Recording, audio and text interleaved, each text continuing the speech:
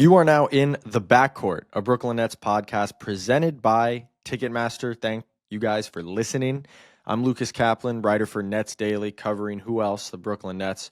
Also have Nets Film Focus. We make some great, insightful videos on the team, X's and O's, player development, all that stuff. And joining me, as always, is Sarah Kustok. Sarah, how are we doing? We're good. We're ready to come out of the All-Star break and get this final run going. Yeah, we had a little time off. We're recording this on Tuesday afternoon after the All-Star festivities, but before Brooklyn kicks off the final third of their season, if we're being really accurate about it. The Nets did play one game since we last recorded. They closed the pre-All-Star portion of their season with a home victory over the Philadelphia 76ers. Sarah, you were in the building for that game, as was I. It felt like a very fitting end to not only the first half of the season, but what's been a very strong run into the All-Star break. The Nets finish, they are 5-1 over the last 6-1 over their last 7, actually. So what have your, more short-term takeaways been, whether from that game recently, whatever? I think both from that game, but more so you're talking about that stretch where they've been 6-1 is just the collective way in which they continue to find ways to win. So much is predicated. I know you've got the numbers and we've talked about it on what they're doing on the defensive end, but it just once again felt like a complete team effort. And throughout the course of the game, there was so many different circumstances. And I feel like the score doesn't do it justice. Maybe the reserves came in and the way things finished wasn't exactly the hope that the Nets had, but they were able to build that sizable lead and hold on to it.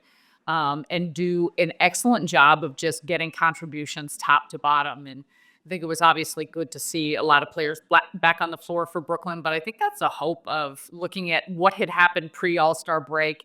And now as you get set for post-All-Star break, getting players back healthy and what that will look like when you have the complements of a more fortified roster. Definitely. The Nets, for a huge chunk of the first half, were one of the, least healthy teams in the league, just looking at the amount of players they had on the shelf. And now they kind of went into the very end of that portion, getting healthier, one of the healthier teams in the league. They played a Sixers team without Embiid and Tyrese Maxey, and now we just, we're kind of waiting on Cam Thomas to come back. We think that's going to be soon. Noah Clowney also dealing with an ankle sprain, but slowly but surely, everyone who's contributed so far this season seems to be maybe getting everybody, on track. The Nets won that Philly game 100-96. They were really up by 10 or 12 until the last minute and a half of the game. Sixers had a couple, fringe garbage time buckets, but overall, just another solid defensive performance. And that's really what's carried them, over the past couple weeks. But something that was really, encouraging for me is that the Nets had 31 makes in the paint. They shot 31 of 52 in the paint. They shot 59% from 2 overall. So they were really able to get to the rim, even as threes weren't falling, and able to get high-quality looks inside. How did you think they did that? That's such a huge aspect of it, and I'm glad you brought that up. One, I think there was aspects of who the 76ers were playing, not having a presence of a Joel Embiid on the inside, but the recognition of how they want to attack and where they want to get on the floor. And I think you understand in terms of the personnel of Brooklyn. You even look at who, starting 5, D'Angelo Russell, Keon Johnson, Cam Johnson, Nick Claxton, and Zaire.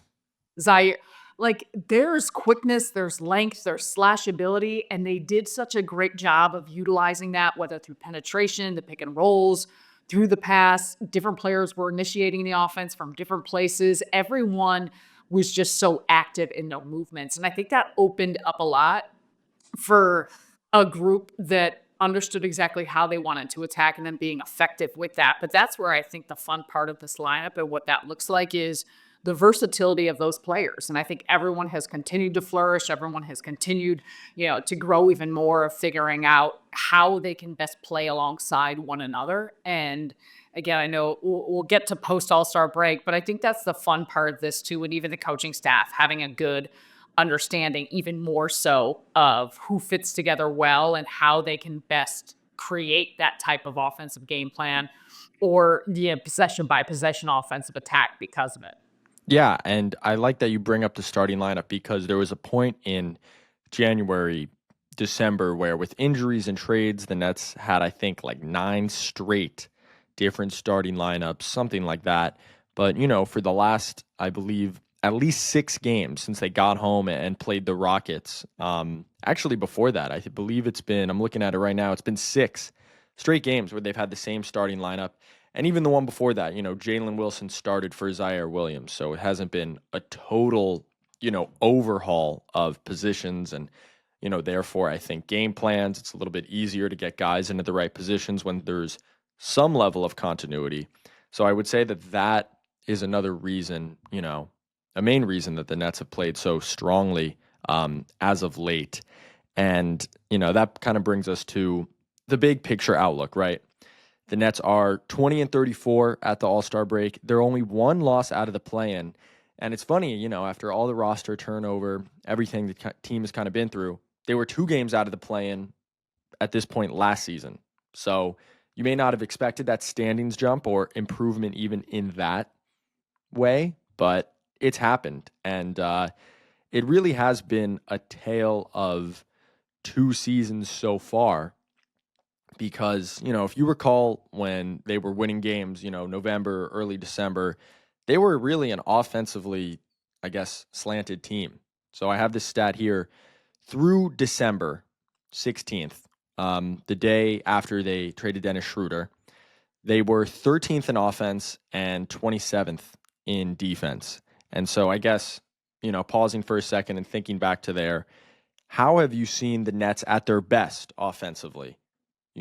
Whether Dennis or D'Lo or whoever, Ben Simmons, who's been bought out, whoever the point guard has been on the floor. So prior, we're going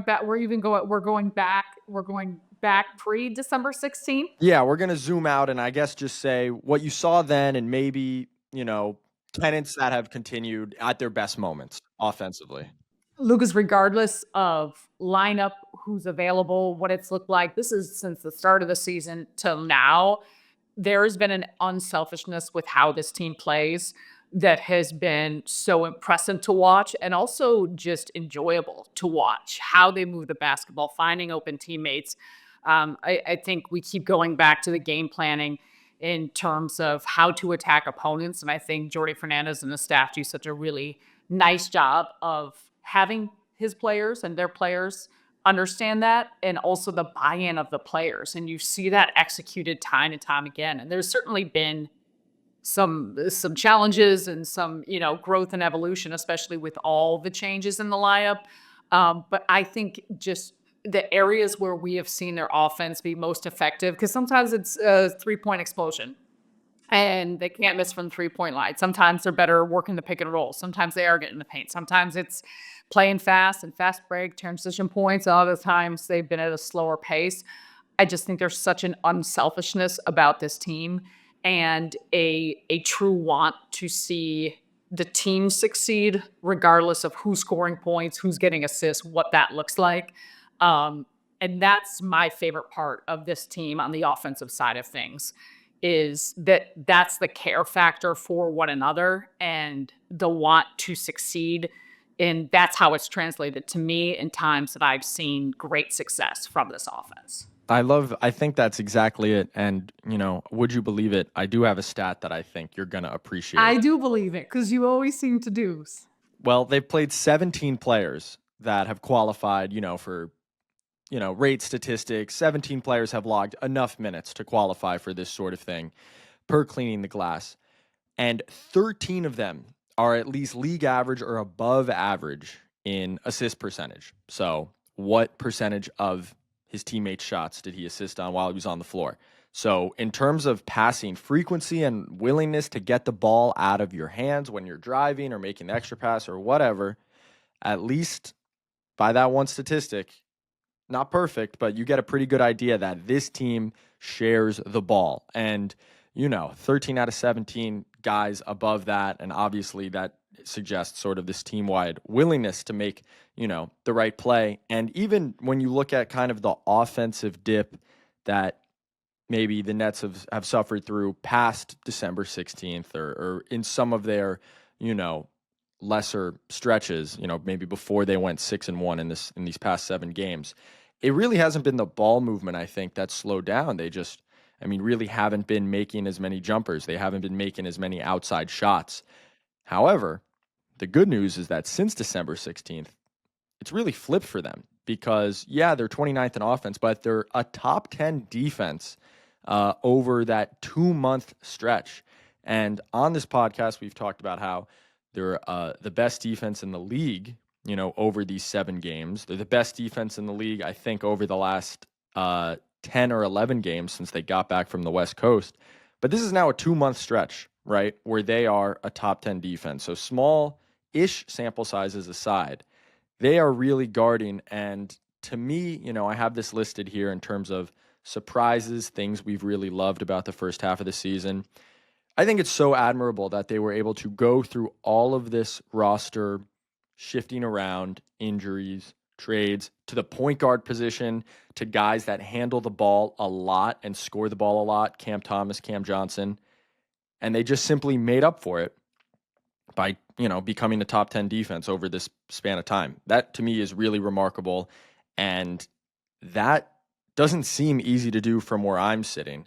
So I guess, when did you sort of feel that this group had this in them, that they turned it on like this in the face of adversity? And really, it's probably the biggest difference in their season right now and why they're all of a sudden knocking on the play-in door. I know it sounds like the easiest thing to say, given what we've seen Right. and the broader sample size at this point of the year, but I don't know if I said it to you. Can we go back to episode 1? Can I talk to people that I sat with through it? Preseason training camp was different. There was a different vibe. There was a different energy. The makeup of this group and disposition and characters, like character guys, and the coaching staff, and we've talked about them, so much. I know we will, but how Jordi Fernández and this group approached this, and the buying of the players, especially the leaders of this group out of the gates. I would have told you then that there was going to be something special, and whatever that looked like. And I think I remember talking about this. I don't know how necessarily wins and losses you were going to quantify that type of success. But at that point, I was like, this group is different. They've got something different in them. They've got a different moxie to them, and how they care about each other, play for one another, compete with one another to push each other to a higher level felt unique and special. I don't think you always feel that or always see that. And that's talent entirely aside. I've sat through a lot of training camps for a lot of different teams, a lot of circumstances. You see a lot of groups, and you see a lot of groups that have found success, those you anticipate would that have not. And I do think there's just been a different feel. And to me, that's been my favorite part of watching them and watching them deal with adversity, watching them go through stages that they needed to show a resiliency. And there feels like there has been a bond that those are the reasons why. So just give a ton of credit, even at this point of the year, but even early on, and different changes, different shifts, injuries, you name it. That has been evident to me, top to bottom of this group. Yeah, and sometimes that shows up in different ways. I think it's easy to get lost in the numbers, especially, again, 50 games, 54 games, whatever it is not a huge sample size. So sometimes it shows up in they shoot 50% from 3 in Phoenix, and Tyrese Martin has a 30-piece, and, second string guys pull out an awesome win because of, or the base was set with those vibes in that fight. And then other times it's what I mentioned with the defense, but I completely agree that you might not know how it's going to manifest on a night, on a week, in a month, but the constant thread of this season is that energy that you're talking about. And I think without it, the Nets went through a 2-15 stretch in January for a lot of the reasons we've talked about, and that was their biggest test yet. And the way they were able to respond and continue locking down on defense. And now they go into the All-Star break and open up the second half as one of the league's hottest teams, without a question, is the clearest example of that. Obviously, there are specifics we can get into. For me, one of the biggest, I guess, more specific takeaways is how good they are in the middle right now with their two bigs. Day'Ron Sharpe and Nick Claxton, we've talked about it a bunch, carrying the defense. They've really been super aggressive. Their ball pressure has been great. And when they trap and hedge and all this stuff, 35, 40 feet from the basket with those two guys, it's worked, I think, exactly how they imagined it. They're top 10, they're top 7 in forcing turnovers since December 16th. They've traded that for a bit of defensive rebounding. I think when you're stretched out and spread out like that, rebounding can be harder. But they're still 14th in the league. So it's not like they've fallen off that much. So just the ground coverage from everybody, the hustle, I think it shows up in stats like that where they can both force turnovers and protect the glass. That's pretty impressive to me. But it's easier to look at it, I think, when you go big picture and you see how consistent they've been with the effort and everything.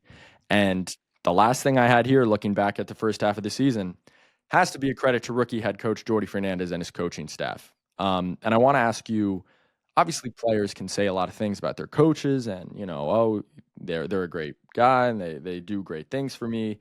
But it does feel different when these Nets praise Jordi and the staff. I guess what stands out to you in terms of the way they seem to appreciate him?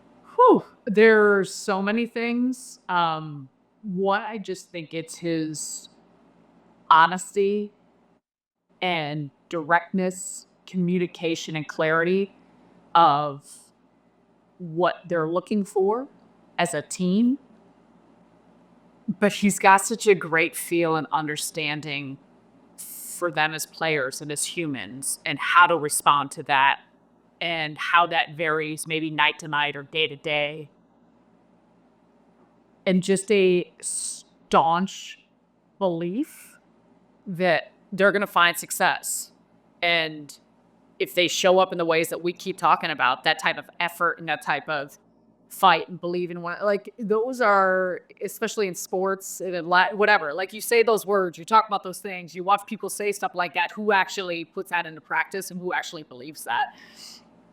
And I think he, from his gut, and again, the coaching staff as well, the things that they're saying, they believe. They believe in this group. They believe in players 1 through 17. They believe in how they can play together. They are meticulous on the game plans they put together. All of those things are why I think there's been a huge level of just trust and buy-in from the players because they know exactly what they're going to get and they know exactly what they're supposed to do. And I think we've talked about this before, like in terms of schematics and X's and O's, every single night, it's always impressed me how there's such a clear understanding of that game plan and position by position, role by role. But I think just even as players, or as I keep saying, as men, as humans, like they play for one another and they get it. And there is a level of unselfishness, and I think that stems from the top. But I think it's one easy thing to say, like, we're going to do this. We're in this together. We believe. And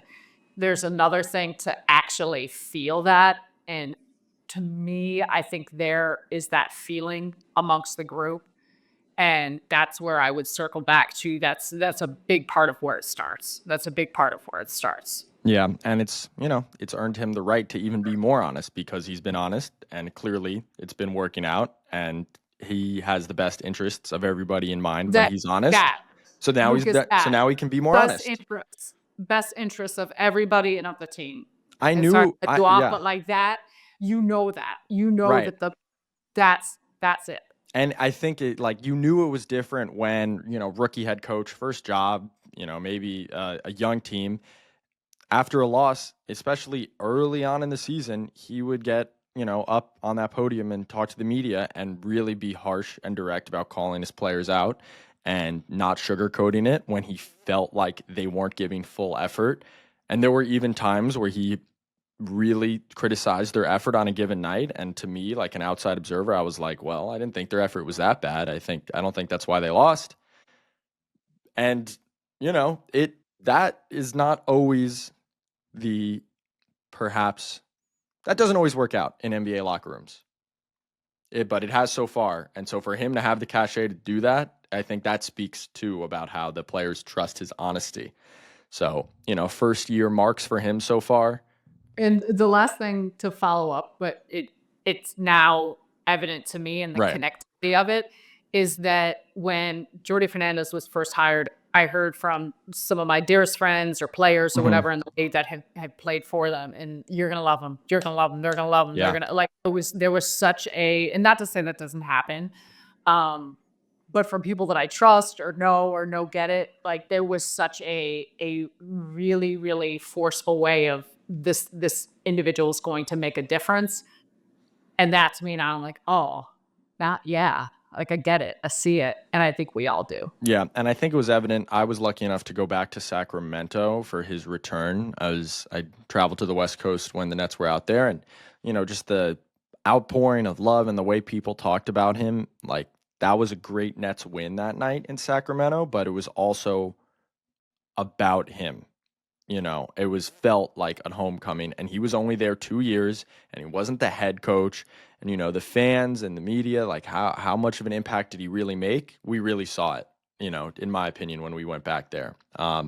So I think that's a perfect way to wrap up.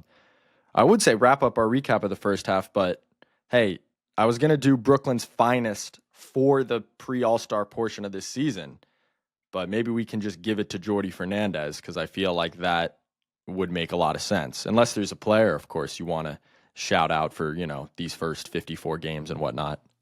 I agree with you on Jordi. My finest for this part was, like, without question, Cam Johnson. Yeah. He, and I know he was injured for good portions of it. I think that showed in many ways and was indicative of some of the wins and loss records during that time or stretches of performance. But he was my, when I saw you pose that question, he was immediately my pay. I feel like if he had not gotten hurt, he was, and even when he had come back, but was playing like an all-star. And it wasn't just the play on the floor, as we've talked about, the completeness of the play, but also the leadership aspect, the disposition to show up each and every day, regardless of circumstance. I think so many of the areas that we have talked about the character of this team and why they showed resiliency, why they showed belief, all of that stuff, that stems not only leadership of coaching, but I think leadership of your best players. And to me, he is a prime example of that. And I think when your best player feels that way, is that way, shows up that way, that just infiltrates the entire team of how they show up and feel. Yeah, as many guys as I could shout out here, I want, like, Zaire Williams, trade acquisition, new spot. He's brought the energy. He's been such a light in that locker room. Feels like he's been around for more than just a half season. I have to continue to praise Cam Johnson, because he has just, I want to start the conversation for most improved. Like, I mean, he's been a great, valuable NBA player in the past, but just the fact that he's taken on this creation load and done it every night, and even when the shots don't go in, which is very rare, you can still feel the defensive attention that he creates, and now he's responsible for so much more. I also have this stat from Cleaning the Glass. He is second in the whole entire league in points per shot attempt among non-centers. So Jared Allen, Daniel Gafford, those type of guys, That's a stat. That's a stat.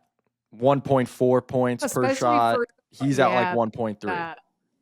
And you think about the types of shots he takes. That's exactly. That's why it's so. There's a reason why there's so many centers on that list. Right. Minimum. I got it right here just to button up everything. Minimum 1,000 minutes.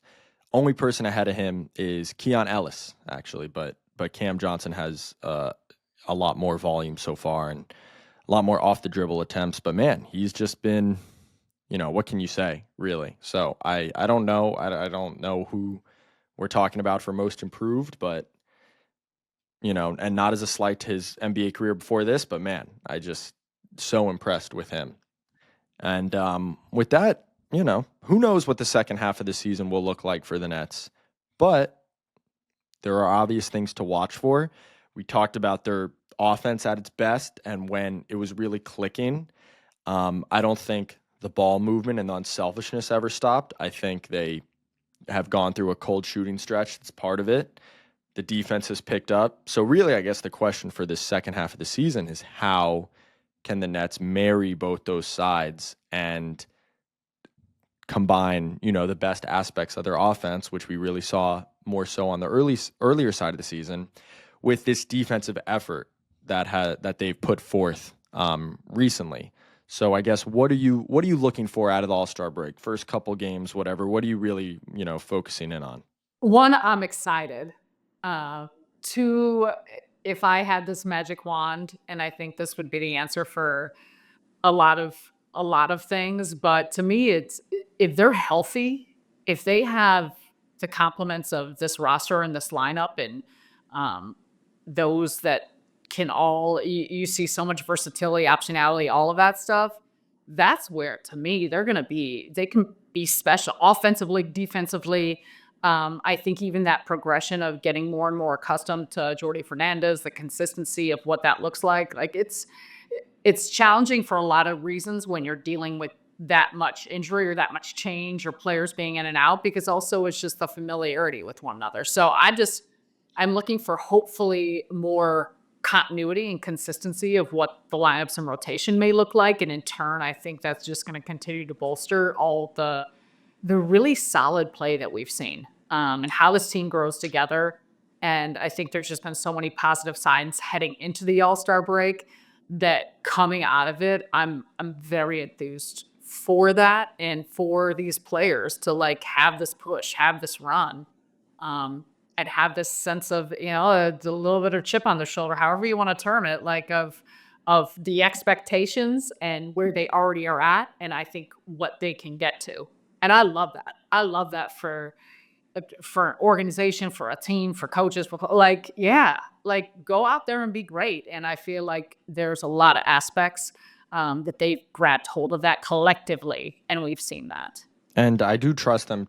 If we were betting people, I would put money on them coming out with that effort and that chip on their shoulder, collective shoulder, that you're talking about here. And they have a great chance to do it. Their first game of the post All-Star section of this is at home against the Cleveland Cavaliers, and then they go to Philly and play the Sixers, who they just beat.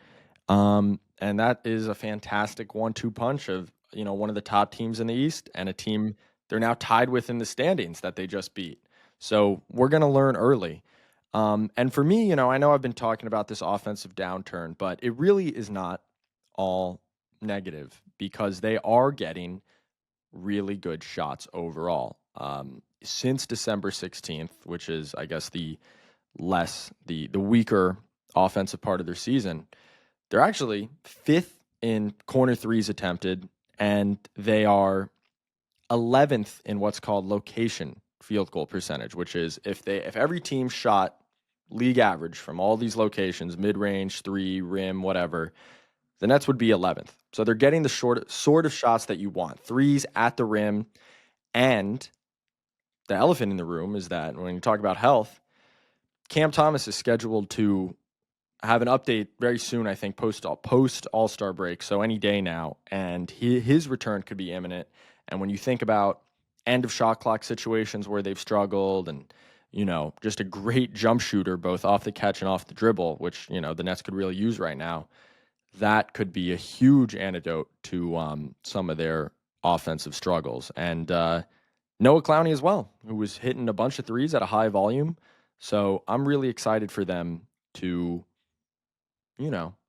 get the band back together. And also D'Angelo Russell, who we know is a proven great 3-point shooter, has had a rough couple games in that regard. But, you always trust him to show up. What do you want to see from, I don't want to get too ahead of myself, but from, Cam Thomas in particular, because his return seems to be nearing? I think it's the same type of things you always want to see from him. You know how potent of a scorer he is, and you understand what an impact he can make, especially in clutch situations. But just the continued play of how this team has had really good flow and really good feel, and we saw that out of Cam in many moments early on, just finding teammates and continuing to assess and read defenses in a way that is um, most, I would say, most beneficial for the offense as a whole. And in the defensive side of things, like we've talked now about the stretch of how good the Nets have been defensively, making sure anyone you're adding into that lineup and rotation adds value to that area of the floor and understands how much that has made a difference and impacted winning. So I think it's all the same things. I think it's all the same things. And I also think like level setting expectations for the return and what that looks like and missing that significant amount of time, dealing with lower body injuries. So what that looks like in terms of what your rehab has been and how you're getting yourself back, the whole ramp up, all of those things. Just being like very cognizant that even though the last time when he had missed some time and come back, it looked like he didn't miss a beat, and you hope for that. But also just understanding that, sometimes there is an adjustment and it depends player by player, situation by situation, and that's, potentially to be expected. Yeah, you just did my work for me because he's my next net to watch, over this remaining 28 games. Okay, good. He's both I'm of with ours. you. Because this just seems like a tailor-made situation for him to deliver like his ideal impact, right? It's great. It's currently a great defensive team. They're playing their butts off. They need a little bit of offensive juice. They need a little bit of jump shooting, and it feels like Cam Thomas at his best. Now, as you said, not expecting him to come in game one after a 2-month layoff and be the best he's ever been, but in general over the next few weeks, it just feels like a tailor-made opportunity for him to showcase high-end offensive impact with major, offensive responsibility on a team that really needs it. And I'm excited for him, 4th year in the league. Like we've seen stretches of that before at the beginning of this year, at the beginning of last season when he was still coming off the bench. He saved their offense a lot with that, scoring punch that he had, but this is another opportunity for him to do so. So he is my next net to watch, and it feels like we haven't been able to talk about him as much as you would think because of the injuries and whatnot, but when you look at the roster as a whole, there's no doubt he's still one of the most exciting long-term prospects on the team and, throughout the league. So great opportunity for him. And it's a great opportunity for the Nets in general. And it's a great opportunity for you to start the second half of the year with a bang in terms of trivia. So what do you got? What do you got for me, Lucas? I feel like, you've been around every year, every iteration of the team in Brooklyn. So this is its 13th season in Brooklyn. Of the previous 12 seasons, how often have they been a better second half team than a first half team? So since they moved to Brooklyn, how often has their winning percentage in the second half of the season, post All-Star break, I'm saying, better than pre-All-Star break? Year 1, definitely yes. Year 2, definitely yes. Wow. Are you really going to Year go 3, year by those year? are those are very poignant because I you remember certain. Yeah. That's very impressive. I'm trying to remember a year that they were not better. Because if I'm trying to. You're on the right track. You're on the right track. I kind of feel like I don't remember. I'm going to say every one of them they've been better post All-Star break. A little too ambitious. It was. I was going to say 10. 10 is right. 10 out of 12. No way. I was going to say 10, and then I felt like I wasn't, really pumping that. Right. I was going to say 10. Yeah, well, that's... Remind me of the 2 years. So one is 2022-23, which is... Yes. Yeah. Yes. They still made the playoffs, though, so it gets a little... But it was a drop-off. Right. And then... Yeah. And then the other one was, it was 2015, 2016, I believe. So was it one of the years right before they had kind of busted through to... Yes. Had that return back to the playoffs? Yes. It was one of So it was maybe one of Kenny's earlier years. I believe it was the year... Yes, it was either Kenny's first year or the year before Kenny. Because 2016-17, they almost tripled their win total. But yes, and the reason I asked that is, not only... to throw you an alley-oop, apparently. Thank you. Okay. That's why you're my partner. Best in the league, by the way, over those 12 years. They've been the best second half team really in the league since they moved to Brooklyn. So, history is telling us that we could be in for some very fun stuff in the second half of the season. Wow, that was really impressive. If you were going to go like year by year, that was honestly I probably awesome. could. I don't know if we have enough time for that. That's okay. Offline, we would have to. I want to start thinking back, but I was going to start going through year by year, and then I felt like a couple of those years kind of clumped together. It's okay. Yeah, that'll be a bonus episode, and we'll talk about some of those legendary Marcus Thornton performances in March of some years. Oh, he honestly did have he did have some. Yeah. Well, I cannot think of a better way to end our first episode of the second half of the year. I know I keep calling it the second half, and it does bother me because it's not 41 games. But anyway, great note to start the second half of the year on. Episode number 17 of the Backcourt, already gone by. We thank you very much for listening. This has been the Backcourt, a Brooklyn Nets podcast presented by Ticketmaster. Like, subscribe, rate us on Spotify, Apple Music, wherever you get your podcasts. We really appreciate it. And from Sarah and Lucas, thank you guys for listening, and we will see you next week.